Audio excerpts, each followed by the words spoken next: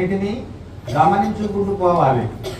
ఏదో మనం తినేస్తున్నాం, తాగేస్తున్నాం, ఉంటున్నాం, జీవించేస్తున్నాం అంటే కాదు. కానీ ఒకసారి మనకి సామాజిక స్పృహ ఉండాలి. సామాజిక స్పృహ అనేది ఎప్పుడు చెప్తా ఉంటాను, చదువుకున్న వాళ్ళు చెప్తాను, అధికారులు కూడా చెప్తుంటాను. మన పోస్ట్ ఆఫీస్కి వెళ్ళాను, ఆ పాస్పోర్ట్ ఆఫీసులో మొత్తం మైండ్ తినేసాను. మొత్తం తినేసి ఒక గంట సేపు గొడవ తినేసి లాస్ట్లో బాగా పెట్టుకున్నట్టుగా రావాల్సించుకోవాలి. ఎందుకంటే ఉద్యోగాలు చేసిన ఉన్నత స్థానాల్లో ఉన్న కొంత నాలెడ్జ్ మిస్ అవుతూ ఉంటారు. నేను చెప్పాలనుకున్న ఖచ్చితంగా చెప్తాను, వాడు విఐపీ అయినా సరే ఎవరైనా సరే. నేను మీకు పోయిన వారం శనివారమో బుధవారమో ఒక వర్తమానం చివరిలో ఒక అంశాన్ని చెప్పా. మీ ఇంటికి సర్వే చేయడానికి వస్తున్నారు, జనాభా లెక్కలు అని చెప్తున్నారు. కానీ అవి జనాభా లెక్కలు కాదు, కులగణన అని పేరెట్టారు. కానీ నేను మైక్రోనే చెప్తున్నా, అది కులగణన కాదు, అది మత గణన. మరొక రకంగా చెప్పాలంటే కుల మత గణన అని చెప్పాలి. ఈ వాలంటరీ వ్యవస్థకు అప్పగించినట్టుకున్నారు. కనీసం అది ఎందుకోసం చేస్తున్నారో కూడా వివరించట్లేదు చాలా మంది.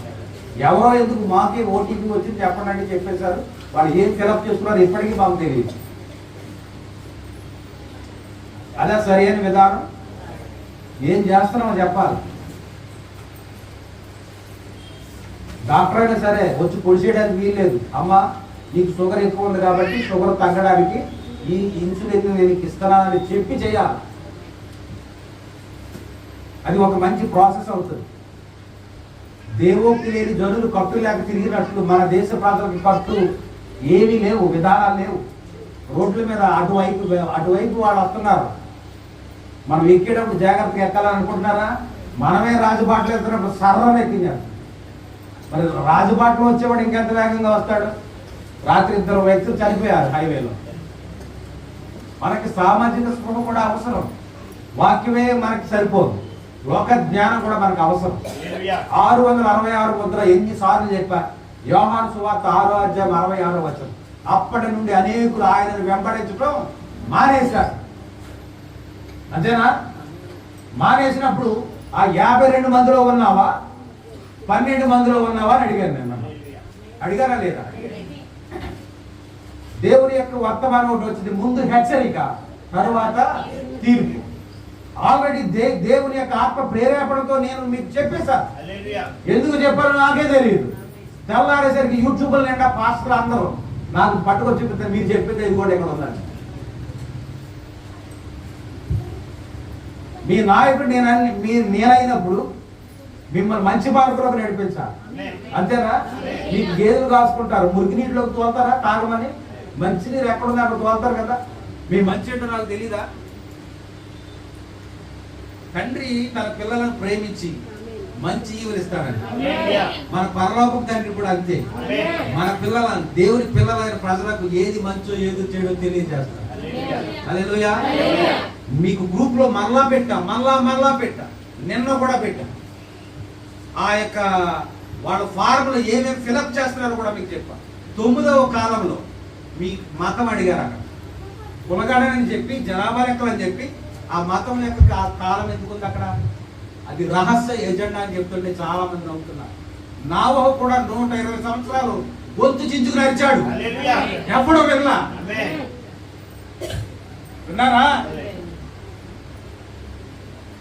దేవుడు ముందుగానే దైవజనుల చేత హెచ్చరిస్తా ఉన్నాడు, నేర్పిస్తా ఉన్నా కూడా మళ్ళీ వాళ్ళు ఎలా వస్తున్నారో తెలుసా? అమ్మ మీరు ఈ కాలంలో ఈ యొక్క మతాన్ని మీరు మార్చుకున్నట్లయితే మీకు ఏం పోతాయి? పథకాలు పోతాయి. ఎవడు చెప్పాడు పథకాలు పోతాయని? ఇప్పుడు పాడతారా? ఏమి మొన్న లేకున్నా పాడతారా? నా మట్టుకైతే బ్రతుకుడే క్రీస్తు, చావు అయితే లాభమని మీరు చెప్పగలరా? బతికిన 2 రోజులైనా శభాష్ అని చెప్పుకుని చచ్చిపోతాం.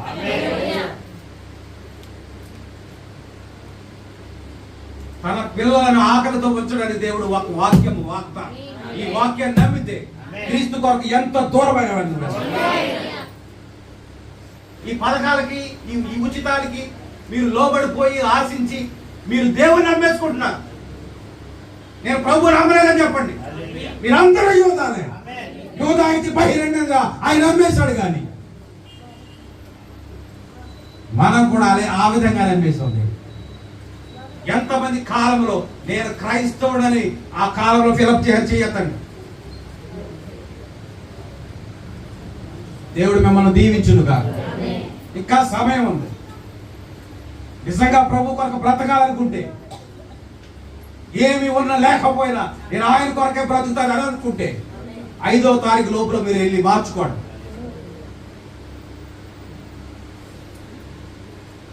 అందుకే అన్నాడు, పిలిచిన వారు అనేకులు కానీ ఏర్పరచబడిన వారు. ఏ గుంపులో ఉన్నావు?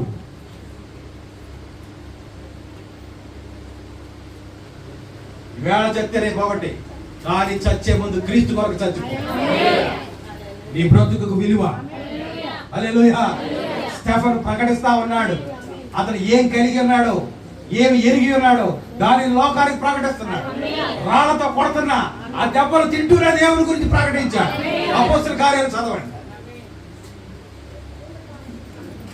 అపోస్తలుడు పౌలు ఏమంటున్నాడంటే, అతడు సమాజ మందిరపు అధికారుల్లో మంచి పేరున్నటువంటి సౌలేనా? సమాజ మందిరంలో మంచి పేరుంది అతనికి. మంచి వక్త, ధర్మశాస్త్రం గురించి అవలీలగా చెప్పగలిగిన మంచి బోధకుడు. అలాంటి ధర్మశాస్త్ర ఉపదేశకుడి యొక్క ఆ పోస్టుని వదిలేసుకున్నాడు. నేను అనుకుంటా గమాలీయులు చనిపోతే ఆ స్థానంలో ఆయన ఎవరు పెడతారు? పౌలునే పెడతారు. పోపు స్థానాన్ని వదిలేశాడు, లేదా బిషప్ స్థానాన్ని అతను వదిలేసుకున్నాడు. ఎందుకో తెలుసా? క్రీస్తు యొక్క దర్శనానికి నేను ఎంత మాత్రమును అవిధేయుడను కాను. మీరు నమ్ముతారో లేదో, నా గురించి ఒక్కరు కూడా ప్రోత్సహించిన వాళ్ళు లేరు.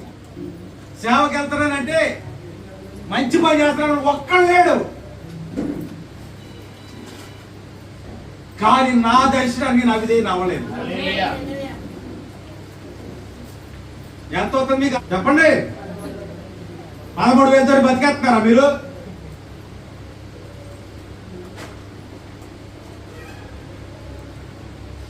నా పరిస్థితి ఇంతవరకు దేవుడు ఏ రోజు కూడా నా పాసను ఖాళీగా ఉంచలా. నేను నమ్మిన దేవుడు. రాత్రి చెప్పుకున్నాం, ఈ విషయాలన్నిటికీ పైగా మనం ఎదురు చూసినట్లయితే అక్కడ ఉన్నది అసలైనది. దేవునికి స్తోత్రం. నిన్ను కాపాడువాడు కునుకడు, నిద్రపోడు. అంతేనా? నా విమోచకుడు సజీవుడని నేను ఎరుగుతున్నాను. ఆయన సజీవుడుగా ఉన్నంత కాలం నా జీవితంలో ఏ లోటు నాకు రానియడని నేను నమ్మాను, విశ్వసించాను, దాని మీద నిలబడ్డా. దేవుడు నన్ను మర్చిపోలేదే. అలాంటి విశ్వాసం మీకెందుకు వస్తుందా? రాత్రి చెప్పుకున్నాం కదా, వాక్యం అంట మంచి చక్కగా అమర్చి చెప్తారంట బోధకులు. అలాంటి అమర్చి చెప్పి సంఘాన్నంతా ఉర్రోతులోకి ఇచ్చే బోధకులు తీసుకొచ్చి సంఘంలో 3 రోజులు ఏం చేస్తారో తెలుసా? ప్రేరణ కలుగు చేస్తారంట. ఆ ప్రేరణ మనకి ఏమీ ఉపయోగం లేదు. అది మన బ్రతుకు ఏమాత్రం ఉపయోగపడదు. 3 రోజులు లోపల ఉంటది. ఏంటి ఆ ఉద్రేకం? 4వ రోజు మళ్ళీ మామూలే. చెప్పారు కదా, హృదయ దర్పణం అనే ఆ చిత్రపటంలో నెమలి, కాకి, గద్ద, కుక్క, పిల్లి, ఆ నక్క, ఇవన్నీ ఉన్న ఆ లోపల ఉన్నటువంటి వ్యక్తి ముఖం ఎలా ఉంటుందో తెలుసా? ఆనందంగా ఉండదు. అవన్నీ గుణాలు. అర్థమవుతుందా? ఎవరు ఆనందంగా ఉంటారంటే, హబక్కూకు 3వ అధ్యాయం ఈ సంవత్సరంలో దేవుడు ఇచ్చిన వాక్యం అదే. గొర్రెల దొడ్డిలో లేకున్నా, సాలలో పశువులు లేకున్నా, ఉచిత సంక్షేమ పథకాలు నాకు రాకున్నా, నేను యెహోవా యందు ఆనందించను. అలాంటి వారు ఎవరైనా ఉన్నారు ఇక్కడ? దేవుడు మిమ్మల్ని దీవిస్తాడు. తర్వాత లబోదీపం అంటే ఎవడేం చేస్తాడు చెప్పండి? ముందు చెప్పారా? నేను చెప్పినప్పటికీ మీరు చెవిని పెట్టారంటే, పెడ చెవిని పెట్టారంటే ఇంక మిమ్మల్ని ఎవరేం చేస్తారు? గాబ్రియల్ గారిని మిమ్మల్ని అడుగుతున్నాను, సరిగ్గా చెప్పండి. మీ కులం చాకలి, మా కులం అని రాస్తారంటే మీరు ఒప్పుకుంటారా? చిన్న గారు, మీరు మిమ్మల్ని చాకలి వారి కులంలో పెడతారంటే ఒప్పుకుంటారా? ఇంకెవరున్నారు మిగతా కులం వాళ్ళు? ఎవరైనా బీసీలు ఉంటే మిమ్మల్ని ఎస్సీలుగా మారుతూ ఉంటే ఒప్పుకుంటారా? దెబ్బలాడతారు కదా, ఎంత రచ్చన చేస్తారు కదా, అవసరమైతే స్పందనగా వెళ్ళిపోతారు కదా. మరి మీరు నీటిలో మునిగి యేసుక్రీస్తు నా రక్షకుడని నేను పరిపూర్ణంగా నమ్మి విశ్వసించి ఆయన కొరకే బ్రతుకుతానని నువ్వు మునిగావే, అంతవరకు నమ్మకంగా ఉంటానని మాటిచ్చావే. ఇప్పుడు నువ్వు క్రీస్తుని ఏం చేసావు? నీ మతం ఇది కాదు ఇది ఇంకోటని రాసినప్పుడు ఏమైంది నీ కళ్ళు? ఏమైంది నీ మనసు సాక్షి? రాత్రి చెప్పాను, గుండు గట్టిగా పట్టుకున్నాను. కాస్త స్పృహ కలిగి జీవించండి. ఏ ప్రభుత్వం మీకు కూడెట్టదు, ఏ ప్రభుత్వం మిమ్మల్ని ఉత్తరించదు. మేమొత్తో ఇది చేత, మేమొత్తో అది చేత అంటారు. ఎవరో కాదు, అందరూ కూడా దేవుని యొక్క హస్తం క్రింద, దేవుని సెలవు లేకుండా ఎవరో అధికారంలోకి రాడు. వాడు అధికారంలోకి వచ్చినప్పుడు దేవుని ప్రణాళికనే వాడు నెరవేర్చాలి. అర్థమవుతుందా? దేవుని ప్రణాళిక ఏమిటో తెలుసా? ఈ కాలానికి మిమ్మల్ని చంపి వాళ్ళ దేవునికి సేవ చేస్తాం అనుకుంటారు. ఆ రోజుల్లో ఉన్నామా? మాట్లాడరేంటి? ఎలా చంపుతారు అనుకుంటున్నారా? ఇదిగో ఆ 9వ కాలంలో నువ్వు టికెట్ ఇప్పుడు ఇక్కడికి వచ్చావు, నేను చంపకపోతే ఏం చేస్తారు? అవి రావనుకుంటున్నారా? బ్రతుకుంటే నేను ఖచ్చితంగా చూస్తాను. ఎప్పుడో కాదు, మన పిల్లలు కాదు, మనమే చూస్తాం. నేను సేవకు వచ్చిన మొట్టమొదటిగా సాక్ష్యం చెప్పా. కాలం చాలా తక్కువ ఉంది. అసలు ఈ సమయంలో నేను ఇలాంటి నిర్ణయం తీసుకోకూడదు. ఎందుకంటే సేవ చేసేటువంటి, సేవ చేయనిచ్చేటువంటి రోజులు ఇవి కావు. ఇక్కడ సేవకు వచ్చే కంటే అక్కడ చక్కగా ఎంజాయ్ చేయడమే మంచిది. కళ్ళు మూసుకుంటే నేలొత్తులకు 2 లక్షల రూపాయల చేతులు పడుతున్నాయి. ఏ కష్టం లేదు, ఈ మనసుకి నెమ్మది. ఇక్కడ అన్ని తలపోట్లే. అన్ని వదులుకొని వచ్చినప్పుడు నాకు ధ్యానం లేదంటారా? ఇక్కడ సేవ చేయనివరని, సేవ చేసే రోజులు అయిపోయాయని నాకు తెలియదంటారా? అయినా ఉన్న కొద్ది సమయంలో ఒక్క ఆత్మనైనా రక్షించితే నేను పరలోకంలో 10,000 ప్రపంచాలను సంపాదించిన ఆ భాగ్యాన్ని పొందుకోవడం కోసం నేను వచ్చాను. అంతకంటే ఏం కావాలి? నెలకు 2 లక్షలు వచ్చినోడు బతుకుతున్నాడు, 20 రూపాయలు వచ్చినోడు బతుకుతున్నాడు. ఏ రోజు కూలి పని చేసుకున్నాడు, ఆడు ఎవడో చచ్చిపోతున్నాడు చెప్పండి, తెలకున్నాడు. వాడు పలావ్ పెడుతున్నాడు, వీడు పలావ్ పెడుతున్నాడు. ఎవరైనా తగ్గుతున్నారా? బర్త్డే ఫంక్షన్కి ఎంత ఖర్చు ఎందుకంటే మీరు వింటున్నారా?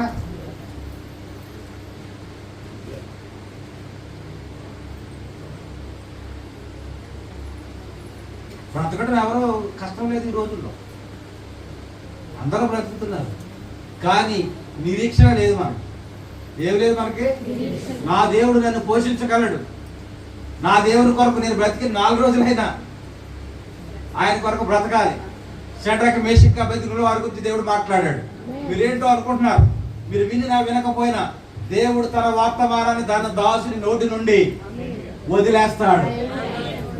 ఇది దేవుని నోరు, ఇది దండిబాబు నోరు కాదు, ఇది దేవుని నోరు. ఆ అన్య రాజ్యంలో మీరు గతించిపోయిన వర్తమానం మీకు గుర్తు చేస్తున్నాను. పొరుగు దేశంలో ఎలా తిరిగితే ఎవడు పట్టుకుంటాడు, ఎలా బ్రతికితే ఎవరు చూస్తారు అని అనుకోలా. షడ్రక్ మేషక్ అబేద్నెగో వారు దేవుని కొరకు నిలబడ్డారు, దేవుని కొరకే బ్రతికారు. వాళ్ళకి కష్టం వచ్చింది. ఓ రాజా, మా దేవుడు ఈ యొక్క కష్టం నుండి విడిపించగలడు. ఈ సంక్షేమ పథకాలతో బ్రతకాలని మాకు లేదు. ఏమి లేకపోయినా దేవుడు మమ్మల్ని పోషించగలడు. ఒకవేళ దేవుడు పోషించకపోయినా ఆ మైదానంలోకి మేము రాము. అలాంటి మరగాడు ఎవరైనా ఉంటే చేతులు ఎత్తండి, మీ కాళ్ళు కడుగుతాను నేను వచ్చేసిన వారు.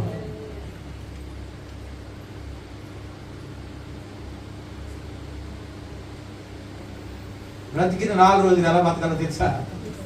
కుక్కలా కాదు బతకడం. కుక్కలా 100 సంవత్సరాలు బతికితే పొయ్యిలో ఒక్క దన్ను తంతాడు, కర్ర ఉంటే కరెంచి కొట్టేస్తాడు, ఏది ఉంటే గుండు తీసినేస్తాడు. ఆ కోపం అన్నారు, ఆ పొయ్యి దుబ్బేసింది. పొద్దున లెగుతావు కదా, కుక్క పొయ్యిలో పడుకుంటే ఏం చేస్తాను? అయ్యేనా చేసేది? ఈ జాత ఎందుకు రోజు తరించుకోవడం, ఇంక ఎల్లకూడదు, ఇంక పొయ్యిలో అనుకుంటారు. మళ్ళీ సాయంత్రం మామూలే సంక్రాంతికి మళ్ళీ అక్కడ ఎవడ పొయ్యిలో తనపడ్డట్లేదో చూస్తుంది, తిరిగి పడుకుంటాం.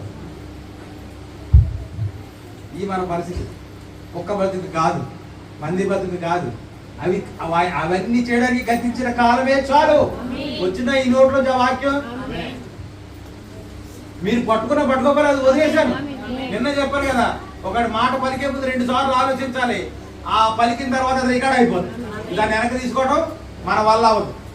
కనుక దేవుడు ఆల్రెడీ నా చేత పలికించాడు, రాజా నీ రాజ్యంలో నీవు ఏమి చెప్పినా చేస్తావు అనుకుంటున్నావేమో, మేము చెయ్యం. మా విధానమే వేరు, మా భక్తే వేరు. దేవునికి స్తోత్రం. కనుక మా దేవుడు మాకు ఏది నిర్దేశిస్తే అదే చేస్తాం మేము. కనుక నీకు అవసరమైతే జవాబు చెప్పాల్సినటువంటి ఆ చింత కూడా మాకు, అయ్యి బాబు రాజుగారికి వ్యతిరేకింది ఏం చేస్తాడో అగ్ని గొడవలో పడేస్తాడు. భయపడ్డారా? మరి మనం ఊరికే టిక్కే కదా అనుకుంటున్నారా? చూద్దాం, నెక్స్ట్ ఇయర్ చూద్దాం. రేపు ఏప్రిల్లోనే ఎలక్షన్స్. మళ్ళీ కేంద్రంలో రానివ్వండి, మమ్మల్ని ఈడిచేసి దొర్లించేయకపోతే అప్పుడు నన్ను అడగండి.